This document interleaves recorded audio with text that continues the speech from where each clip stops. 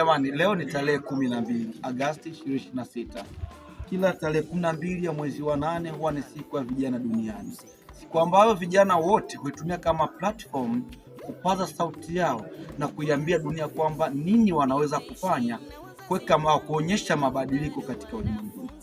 Nikijaribu kumnukuu kiongozi aliyekuwa waziri mkuu wa taifa la Tanzania Moringo Sekonne, aliyekuwa waziri mnamo mwaka 1977 mpaka 84. Huyu kiongozi aliwahi kupaza sauti akiwa kijana, akisisitiza jamii ya Kitanzania kufanya kazi kwa weledi, juhudi, kutenda wema na kuwa sikivu juu ya viongozi wao.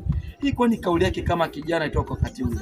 Lakini kauli mbiu alitumia wakati ule, alisema kuiambia jamii ya Kitanzania kwamba sasa kazi iendelee.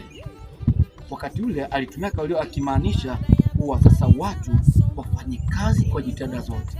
Lakini vile vile kwa msimu tulionao kwa sasa hii 2026, rais wa wakati huu Dr. Samia Suluhu Hassan, wakati ameingia kwenye utawala wake, aliweza kutumia kauli hiyo kwamba kazi iendelee, akimaanisha kazi iendelee kwa miradi ya kimaendeleo ndani ya taifa la Tanzania isikome, na kweli inaendelea. Na mpaka sasa tunaona leo tupo kwenye mandhari mazuri. Uongo kweli?